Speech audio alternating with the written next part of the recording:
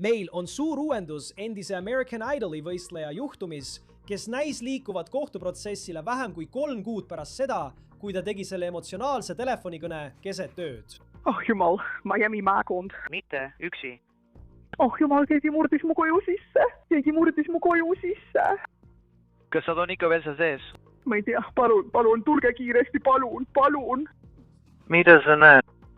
Minu naine on.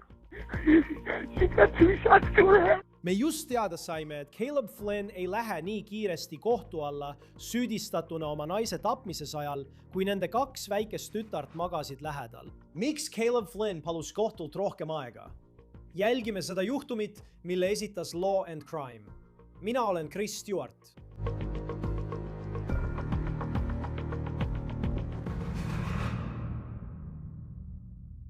Van Man, päris koostisosad, ilma eranditeta.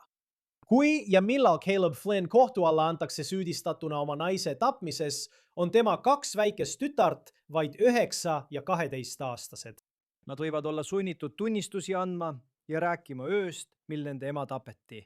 Ning nad võivad seda teha olukorras, kus nende isa istub vaid mõne meetri kaugusel ja tema vabadus on kaalul. On raske ette kujutada, millised emotsioonid ruumis valitseksid, kui see juhtub. Praegu on väga ebaselge, millal või kas see üldse juhtub. Caleb Flynn pidi minema kohtu alla 4. mail, kuid täna saime Ohios kohtust teada, et see kuupäev ei jää jõusse. Meile öeldi, et advokaadid kohtuvad homme, et sellest rohkem rääkida. Caleb Flynn ei loobunud oma õigusest kiirele kohtuprotsessile ja kohtusüsteem on töötanud täiskiirusel alates tema vahistamisest veebruaris. Astuge ette.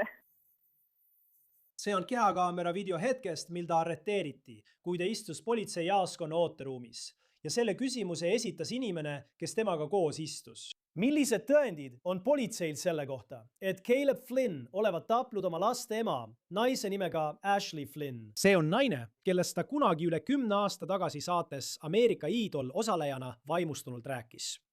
Ja see küsimus, millised tõendid, on igati õigustatud. Ja praegu saame me tõesti ainult spekuleerida, miks politsei sõnul on Caleb Flynni lugu väljamõeldis. Tema lugu seisneb selles, et keegi murdis sisse nende koju Tupiktänaval Tip Cities, Ohios, Daytonist põhja pool ja tappis tema naise Ashley Flynni nende voodis. Nüüd on meil tunnistajate nimekiri, mille kaitse esitas kohtule inimestest, keda võidakse kutsuda tunnistama, kui ja millal Caleb Flynn kohtu alla antakse. Ja me veetame kohe üle mõned huvitavad nimed sellest nimekirjast. Oleme samuti teada saanud, et vandekohus läheks kohtuprotsessi ajal Caleb Flynni majja koha peale, et ise kuriteo paika näha. Flynni kaitsja ütles kohtus, et ta soovib, et vandekohtunikud näeksid maja paigutust oma silmaga.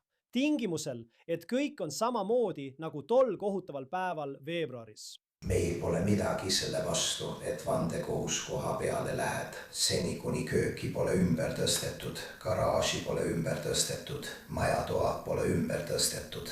Mind ei huvita isegi see, kui katus enam peal pole. See lihtsalt ei ole selle konkreetse juhtumi puhul asjakohane. Ma tahaksin, et vandekohtunikud näeksid maja sisse ja väljapääsu ning erinevate tubade asukohta majas.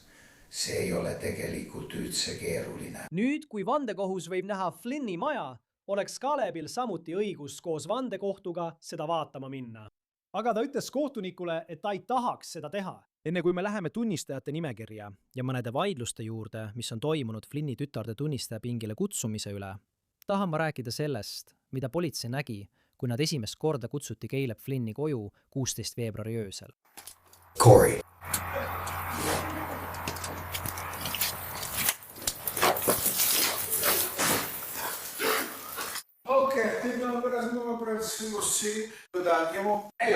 Okei. Mu tütred on seal magamistoas, nad magavad. Okei, kas sa oled kontrollinud? Kas sa oled seda kontrollinud? 911, jah. Praegu ei tule siia keegi teine punkt. Kõik kuulseb korraga.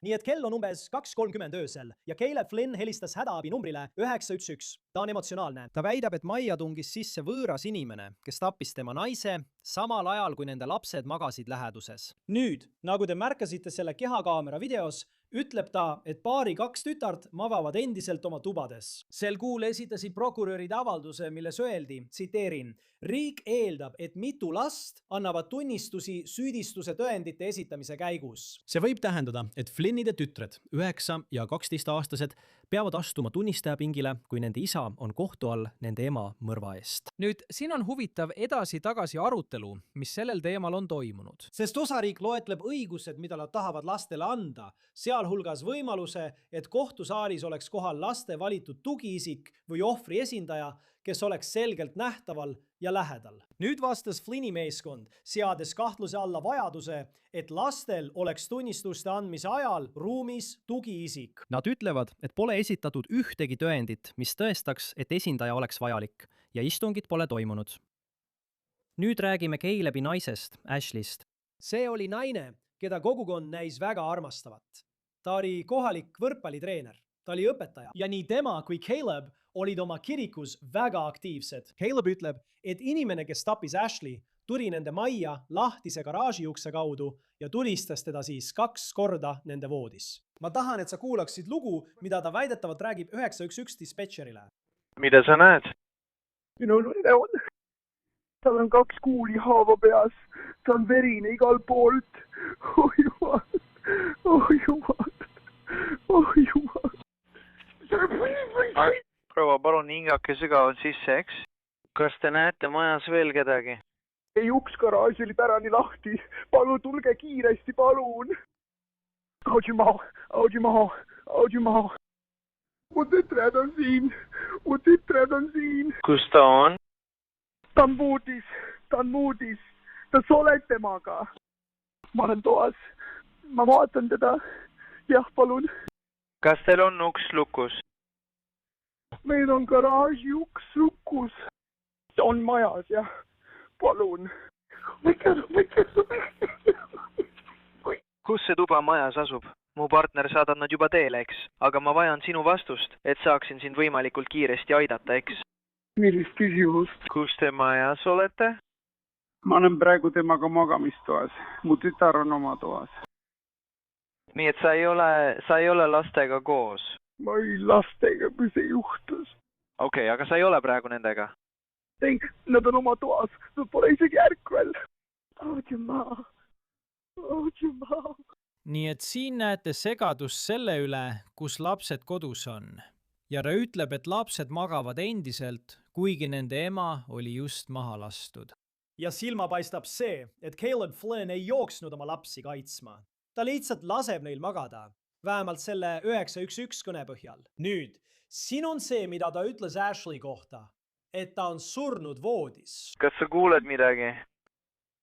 ei, ma hõõrusin ta jalga ja ütlesin ta nime. ta ei vasta.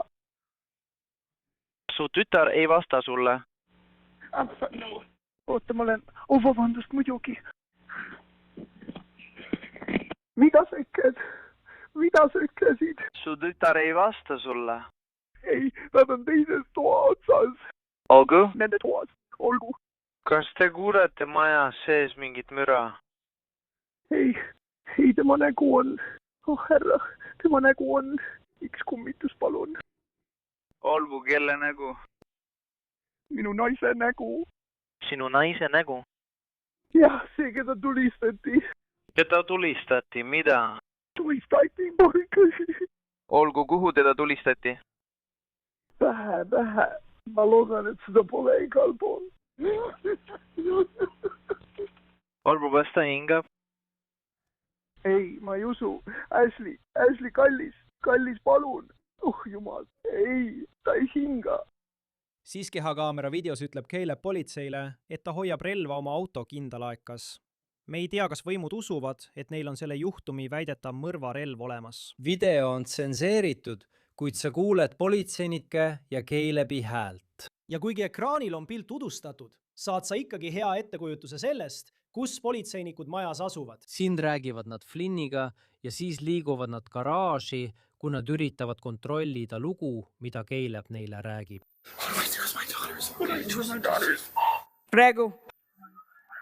Praegu on mul vaja, et sa hingaksid, eks? Kas sul on mõni pereliige, kellele saad helistada? Okei, kus su telefon on? Kas sa tahad perele helistada? Oota korraks. Corey, kas sa jälgid teda, jah? Vesi on umbes seal, aga pole veel põhjani jõudus. Arva, et see on põhjas. Jah, üks inimene. Oh jumal. Oh, see uks on seal lahti.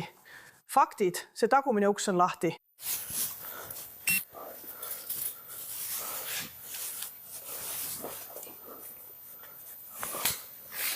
Kas väljas on juba hilja? Sest ma ei näe. Kas see on kapp? Olgu.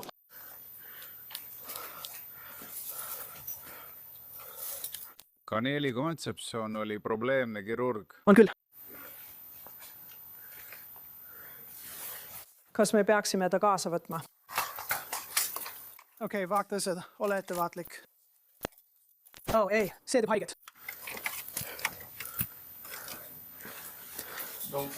Kas sa näed verd? Ma lähen ja proovin selle ära unustada.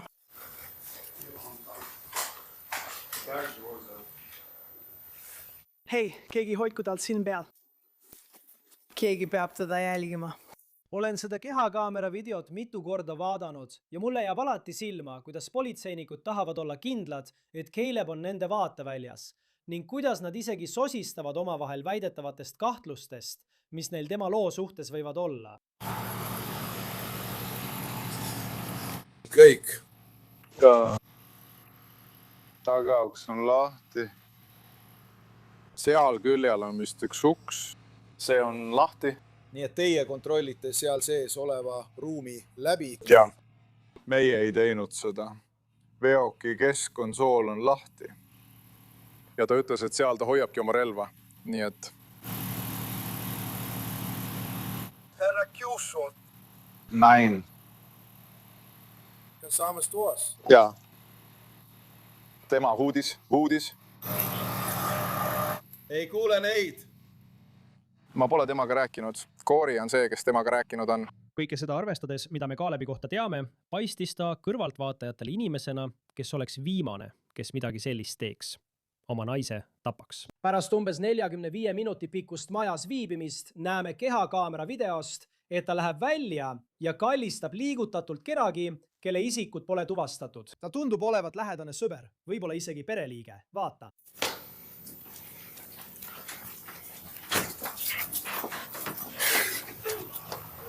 Vabandust. Tule nüüd! Callous. Vabandust!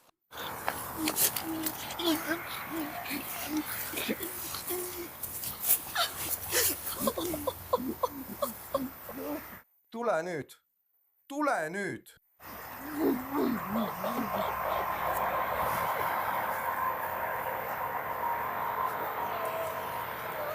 Ma ei saa aru. Üldse mitte.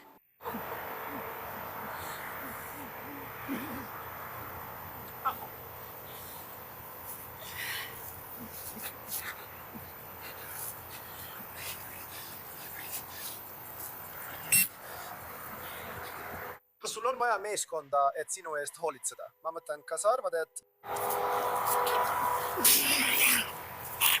Kas sa lihtsalt astusid sisse, et teda vaadata? Rannik, politsei ei tea.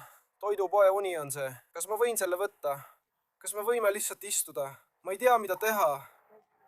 Ma ei tea, mida teha. Ma ka ei tea, mida teha.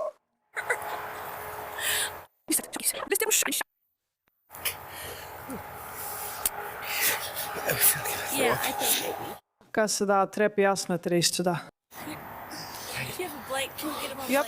Jah.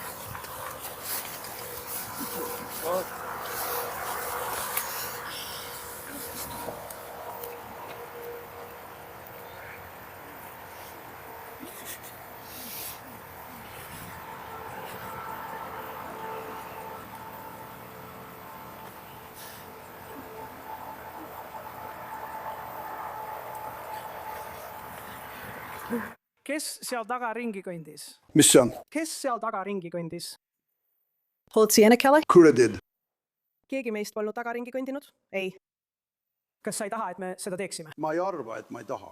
Ma pidin siin koera üles äratama, kui teda tulistati. 2 koera tulid, ma lihtsalt lasin neil ringi käia ja nad pandi kinni, ma tean. Võib-olla keegi käis veel ringi, et linti panna. See olekski kõik olnud. Jah, olga. Troy ütles, et nad võiksid drooni tuua, aga sa ei teadnud, mida sa otsisid. Ma kuulsin, mis oli tead, ma kuulsin seda ja ma tardusin. Ja siis ma jooksin. Ja uks, mis viib garaaži, on pärani lahti. Ja siis ma...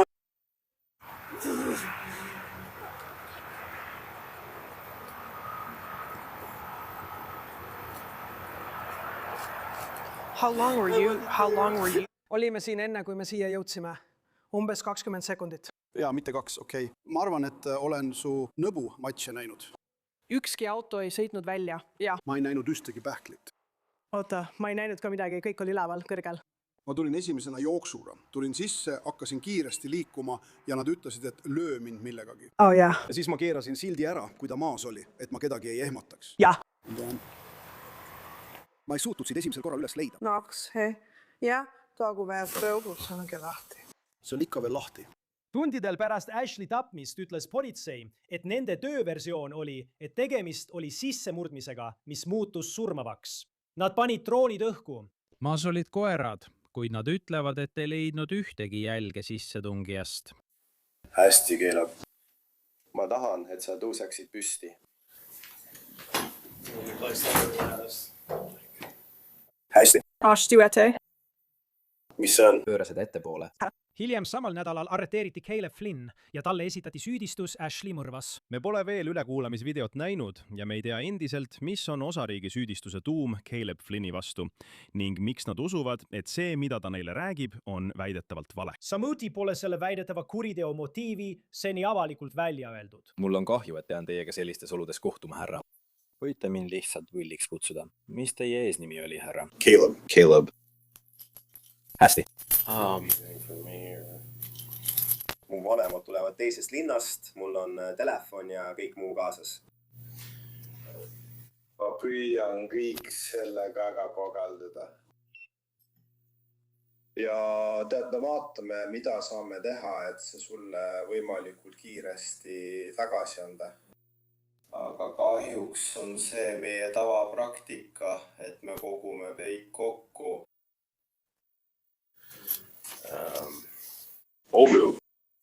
Ma lähen ju välja, kuna sa tegeled temaga. Kui sul midagi vaja on, siis...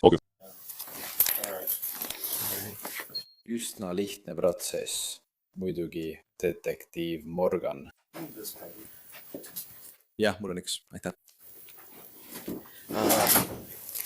Ma ütlesin sulle. Nii et kui me võtame puute DNA-d ja kui midagi on elukohas alles, siis see välistaks sinu. Nii et kui kriminalistika labor seda näeb ja ütleb, okei, ei, see vastab maja omanikule. Ja me peame teadma, kas see sobib või mitte. Kui ei sobi, siis on meil nüüd teine profiil. Me peame välja selgitama, kes see on. Nii et nende puhul see on väga lihtne. Steriilne uus pakend. Kui sa lihtsalt avad suu, siis ma panen selle sisse ja keerutan paar korda su põse peal. See on video sellest, kuidas Caleb annab oma DNA vabatahtlikult politseile jaoskonnas. Flynn on olnud vahi all alates oma arreteerimisest. Ta on mitu korda kohtus käinud. Kohtunik määras kohtuprotsessi kuupäevaks 4. mai. Ja viimasel kohtuistungil ütles Flynni advokaat, et neil pole tol hetkel ühtegi taotlust esitada. Kuid nüüd tuleb viivitus. Flynni kaitsja esitas selle taotluse, milles öeldi, et nad soovivad kohtuprotsessi 21 päeva võrra edasi lükata, kuna, tsiteerin, riik on jätkuvalt esitanud mahukaid menetlusmaterjale, millest osa on tegelikult asjakohased. Ja taas, täna teisipäeval otsustas kohtunik, et juhtum lükatakse edasi, kuid me ei tea, millal uus kohtuprotsessi kuupäev määratakse. meil on olemas kaitsetunnistajate võimalik nimekiri. See tehti avalikult kättesaadavaks. Selles nimekirjas on sellised inimesed nagu Tip City, Ohio politseiülem, vahistav asutus, samuti mitu Tip City politseiosakonna ametnikku ja mitu FBI agenti. Föderaalvalitsus kutsuti appi selle juhtumi uurimiseks. Samuti tundub aadresside põhjal, et nimekirjas on ka mitu Flynni naabrit. Selles võimalike tunnistajate nimekirjas on 2 osa, kus nimed on eemaldatud. Me ei tea, kes nad on. Meiega liitub nüüd selle juhtumi teemal rääkima pensionil kohtunik Fernand Rucker, kes on nüüd advokaat. Aitäh, et alati leiate aega olla meiega siin saates Law and Crime. Tundus, et see juhtum liikus väga kiiresti kohtuprotsessi poole. Nüüd teame, et seda lükatakse edasi. Aga mida arvate kaitsestrateegiast? Et nad seni käitusid nii, nagu Caleb Flynn oleks 4. mail kohtu ette astumas. Teate, see on alati keeruline öelda. Esiteks, aitäh, et mind täna kutsusite. Mul on hea meel siin olla. Ja iga kord, kui räägime 4. maist, siis ma olen suur tähesõdade fänn, nii et mulle meeldib see kuupäev. 4. mai olgu sinuga. Sain aru? Absolutely. Mul on oma valgusmõõk taustal. Aga kui räägime strateegiast ja kohtuprotsessidest, siis sa ei tea kunagi, mis tegelikult kulisside taga toimub. Sa ei tea, kas kõhus on ärevus mõne tunnistaja pärast, kes on välja ilmunud, või on mõni info avalikuks tulnud 100 või 1000 lehekülgedest dokumentidest, mida advokaadid on ettevalmistuseks läbi vaadanud. Sa ei tea, kas tunnistaja, kelleks olid valmis ja keda ootasid, ütleb midagi ootamatut. On olnud infot kulisside tagant, et nad võivad oma lugu muuta. Sa lihtsalt ei tea kunagi. Aga mida me teame, on see, et osa siin taotletud viivitusest oli seotud eksperdi aruande ootamisega. Ohio kriminaalmenetluse reeglite järgi igal osariigil on oma kriminaal- ja tsiviilreeglid, aga Ohio kriminaalreeglite kohaselt on sul seadusega ette nähtud kindel aeg, enne kui pead eksperdi aruandega tegelema. Seega on siin viivitus arusaadav, kui arvestada, et tõepoolest tuleb ekspert või on juba olemas teine eksperdi aruanne. Neil peab olema aega selleks valmistuda ja nädal lihtsalt ei ole piisav nende reeglite järgi, mille me oleme kehtestanud. Ja mis tüüpi ekspert? Ja ma tean, et see on üsna üldine, näiteks kohtudokumentides. Dokumendis on lihtsalt kirjas eksperdi aruanne. Aga tavaliselt sellises juhtumis, mis võiks olla eksperdi aruanne? See on naljakas. Ma rääkisin sellest paar päeva tagasi ühe oma sõbraga, kes ei ole jurist. See oli tegelikult kiriku kontekstis. Ja ma ütlesin, et kohtuprotsessidel on 2 tüüpi tunnistajaid. On olemas tavalised tunnistajad ja on olemas eksperttunnistajad. Tavaline tunnistaja on lihtsalt inimene, kes ütleb, et ma nägin seda juhtumas või ma tunnen neid inimesi või mis iganes see olukord on. Ekspert on igaüks, kellel on eriteadmised või informatsioon kas faktide, protsesside või tõendite kohta. Nii, et mõrvajuhtumi kontekstis võib sul olla eksperttunnistaja peaaegu ükskõik milles. Sul võib olla eksperttunnistaja, kes annab ütlusi verepritsmete kohta ja selgitab, kuidas veri tegelikult pritsib, sõltuvalt relva suunast, kuhu kuulid lastakse, kui palju neid on ja mis järjekorras. Sul võib olla ekspert, kes annab ütlusi selle kohta, kui kaua keha tegelikult laguneb. Sul võib olla hääleekspert, kes annab ütlusi telefonikõne autentsuse kohta ja selle kohta, mida ta inimese hääles kuuleb. Ma mõtlen, et potentsiaalseid eksperte on nii palju, see tähendab inimesi, kellel on eriteadmised, oskused, kogemused või väljaõpe mingis kindlas valdkonnas. Kes saavad anda abi faktide hindajale, kelleks on kas vandekohus või kohtunik.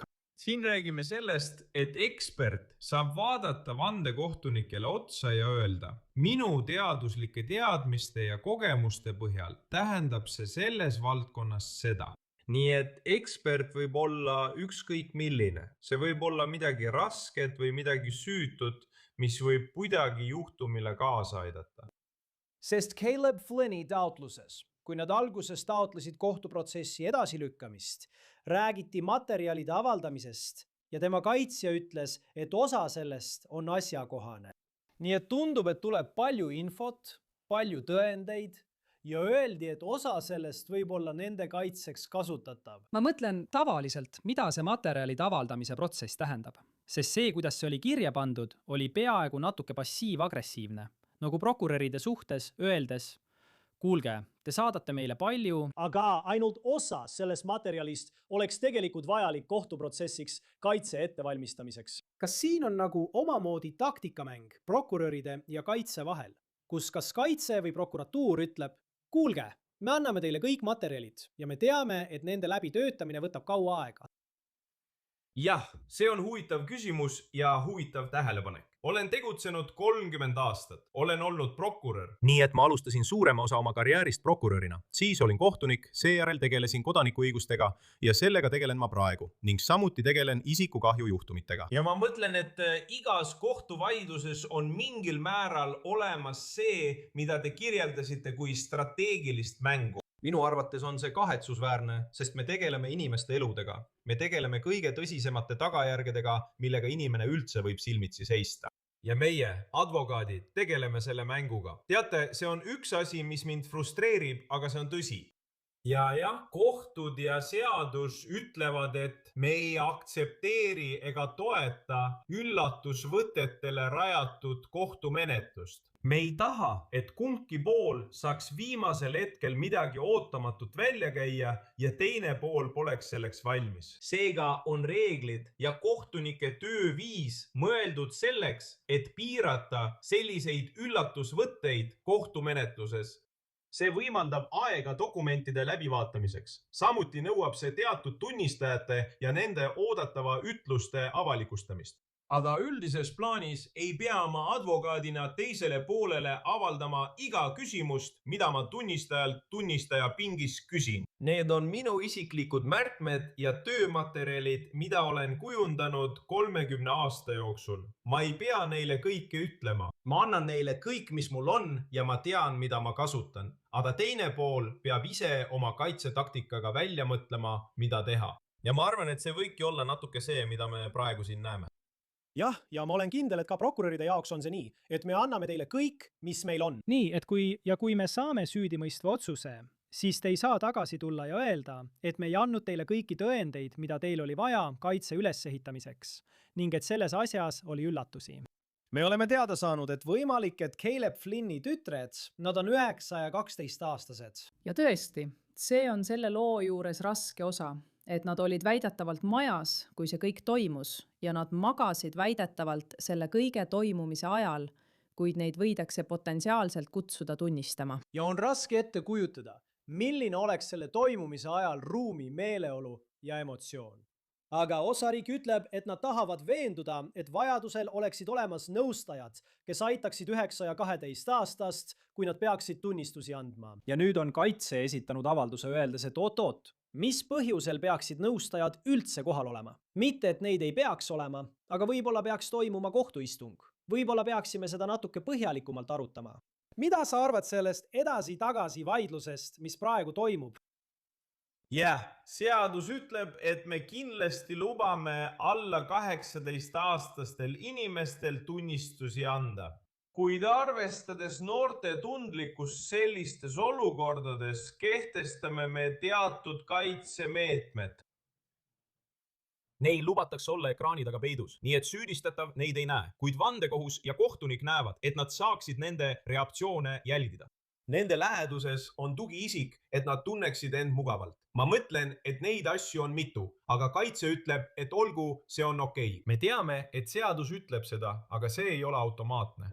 Ainult sellepärast, et laps annab tunnistusi, ei tähenda, et kaitse ei või teda näha. Sa pead esitama mingi põhjuse, miks see laps kardab tunnistusi anda või tunneks end ebamugavalt. Ja ilma eeltingimuseta, ilma põhjenduseta, nende kaitsemeetmete rakendamiseks, kaitse seisukohast, nad ütlevad, et ei, nad peaksid lihtsalt saama tunnistusi anda nagu tavaline tunnistaja. Ja enne kui prokurör sina ei tõesta, et on olemas põhjus, miks neid konkreetseid ja spetsiifilisi kaitsemeetmeid tuleks siin rakendada, me ei nõustu. Ja me tahame, et kohus teeks mingi vajaliku otsuse, mitte et see oleks automaatne. Ja see on mõistlik. Ja mis tavaliselt on selleks kriteeriumiks? Sest ma arvan, et võib vaadata seda ja öelda, et need tüdrukud, 9 ja 12, ma mõtlen, algkool, tead, 12-selt oled sa peaaegu juba järgmises kooliastmes. Aga ikkagi, ma mõtlen, see on juhtum, kus sinu ema on kaotanud oma elu ja kaalul on sinu isa vabadus. see tundub juba iseenesest isegi täiskasvanu jaoks sellises olukorras, et tunnistamine oleks traumeeriv. Mis on see kriteerium, mida kohus otsib, et öelda, jah, sa oled lävendi ületanud, sa oled jõudnud sinnamaani, kus tugiisik võiks kohal olla, et aidata alaealisel tunnistada? Ma toon sulle ideaalse näite, kus midagi sellist oleks ideaalne. Oletame, et on inimene, keda süüdistatakse lapse väärkohtlemises või hoidku jumal alaealise seksuaalses väärkohtlemises ja me teame, et selliseid juhtumeid juhtub. Ja see on keegi, kellel oli enne kohtusse jõudmist selle lapse üle mingisugune mõju või autoriteet. Ja nüüd kutsuti see laps sõna otseses mõttes näpuga näitama inimese peale, kes võis ta sünnitada või kes võis teda oma kodus kasvatada vanema või kasuvanemana. Ja nüüd peavad nad üles astuma ja sellele inimesele vastu seisma. Kindlasti väljendas see noor laps ettevalmistuse käigus prokurörile oma hirmu või vastumeelsust selle tegemise ees. See olekski ideaalne näide sellest, kus need reeglid ja kaitsemeetmed on vajalikud, et tagada lapsele võimalust tunnistaja pingile minna ja tunnistusi anda. Meie siin seda ei tea. Tead, me eeldame seda, sest prokurör kutsub lapsed selles asjas tunnistama. Nad annavad tunnistusi riigi nimel. Nii, et eeldatavasti nad annavad tunnistusi oma isa vastu, aga me ei tea nende omavahelist suhet. Me ei tea mõju. Me ei tea, kuidas isa lastega suhtles või nendega tegeles. Me ei tea isegi seda, kas lapsed olid teadlikud toimuvast, kui see juhtus. Me teame, et väidetavalt magasid nad selle mõrva toimumise ajal, aga me ei tea, kuidas see neid mõjutas või milline vestlus toimus. Ma mõtlen, me ei tea neid asju. Ja taitse seisukohast ongi see täpselt see, millele rõhutakse. Me ei tea neid asju. Ja kui me ei tea, et on mingi probleem, siis meie seisukoht on, et ütlused peaksid jätkuma tavapäraselt. Kui ja kuni riik ei näita, et need asjad on tegelikult tõhusad ja on olemas põhjus, miks need lapsed peaksid tunnistama sirmi taga ja et nad peavad vajadusel saama neid kaitsemeetmeid, mida seadus ette näeb. Kui ja millal Caleb Flynn kohtu alla antakse, võib vandekohus minna tema majja, et näha, kus see kõik väidetavalt aset leidis. Ta ütles, et loobub oma õigusest osaleda koos vandekohtuga, kui see peaks juhtuma. Kui tõhus võib olla prokuröride jaoks see, kui nad toovad vandekohtu majja, kus see kõik aset leidis, et nad saaksid seal vandekohtule rääkida loo sellest, kuidas nende sõnul kõik juhtus. Mina olen alati uskunud sündmuskoha külastuste tõhususse. Olgu selleks siis kohutav autoõnnetus mingil tänaval või vandekohtu külastus sündmuskohale. Sellises majas, kus mõrv aset leidis, olen ma nii kohtuniku, prokuröri kui ka kaitseadvokaadina alati toetanud sündmuskoha külastusi. Sest kui vandekohus peab tegema otsuse faktide põhjal, mida paremini nad suudavad tajuda, kus, millal, mida, kuidas ja miks midagi juhtus, seda kindlamalt ja teadlikumalt saavad nad otsuse langetada. Mitte ainult piltide ja tunnistajate seletuste kaudu. Nii et mõlemalt poolt vaadates soovitaksin ma, et paikvaatlus oleks kasulik. Ja see kujuneski nii, sest taitse ei vaielnud sellele vastu. Prokuratuur soovitas seda. Mõlemad pooled nõustusid, et paikvaatlus oleks hea. Nüüd, see mõte, et süüdistatav ütleb, ma ei taha minna, ma ei taha seal olla, ma saan sellest aru nii kaitse kui ka prokuröri poolelt, et proovida seda ära kasutada. Kuigi, ma ei usu, et nad saavad seda teha, sest tõenäoliselt on olemas 5. paranduse õigus, mis ei luba neil tõstatada fakti, et ta ei läinud sinna paikvaatlusele. Aga nad olid abielus. Ja kas sa tahad uskuda, et ta pani selle mõrva toime või arvad, et ta on süütu, kuni tema süüd pole tõestatud, nagu seadus nõuab? See peab olema raske. Tema lapsed elasid selles majas. Nad kõik olid seal. Kas ta tegi seda või mitte, Kostjan on mõistetav ja loogiline, miks ta ei tahaks sinna minna, kui otsustajad on samuti selles kodu. Jah, eks me näeme, mis saab. Ma mõtlen, me plaanisime 4 maiks. Tundus, et asi liigub kiiresti ja see pidi tõesti juhtuma 4. mail. Aga nüüd teame, et see lükkub edasi. Eks näis, mis edasi saab. Pensionil kohtunik, Fine & Rucker, advokaat. Alati on hea, kui olete Law & Crime saates. Aitäh, et siin olite. Suur tänu! sellega on Law and Crime'i saade On the Case läbi. Jälgige meid YouTube'is ja Spotify's. Samuti meid saab vaadata ka Peacockis. Mina olen Chris Stewart. Näeme järgmine kord.